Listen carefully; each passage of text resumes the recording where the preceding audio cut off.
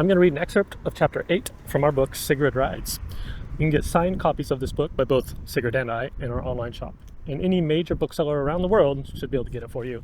And at least in Netherlands and Belgium, it's available in Dutch. Here we go, Chapter 8.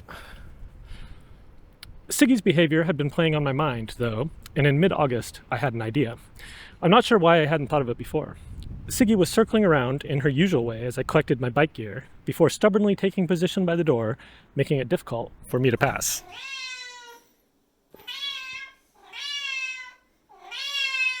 All this time, I thought she didn't want me to leave, but maybe she was asking if she could come too. I'd only ever taken Siggy out once before on a moving vehicle, an electric scooter that I owned in San Francisco. That time, I'd strapped her in my chest harness and ridden out to Ocean Beach to laze around on the sand dunes and listen to the waves. She'd never experienced the ocean before, and while I was unsure if the expansive water might overwhelm her, she was mesmerized, leaning into the air and following the tide line as wave after wave rhythmically lapped. She seemed to be in her element.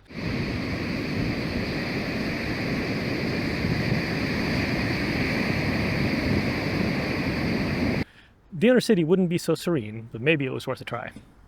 The chest harness was somewhere in a box, and when I fished it out, I clipped it around her body before sliding her in. Instead of resisting, she nuzzled her face against the edge of the material, and I could feel the vibration of her purr as I picked her up and rested her back against my chest. Want an adventure, Sig? Sigrid looked up eagerly as I wheeled my bike out from the study.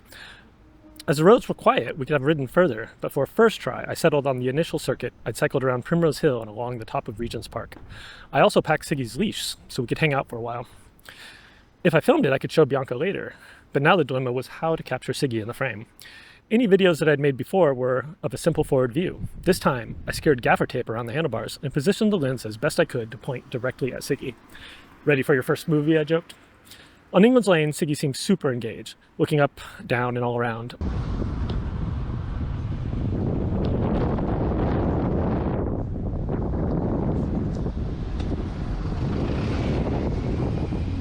But it struck me how setting off felt different for me. So far, I'd spent 6 weeks cycling on my own, not worrying about my safety. Now Siggy was on board, I was going to have to be extra cautious. Dodging red lights was out of the question.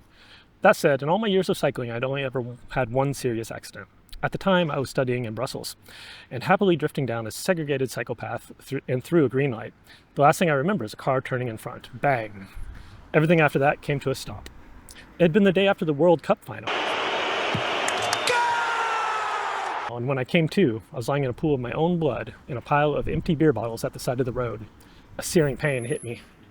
The impact had jolted my pelvis so hard against the handlebar stem that the bone had snapped like a twig.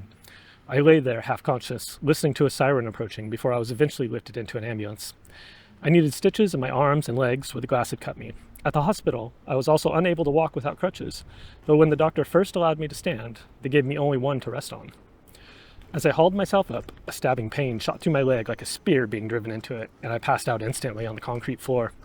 It took months of recovery before I could cycle again. Ever since then, I'd been extra cautious of turning vehicles, even in situations where I had right-of-way.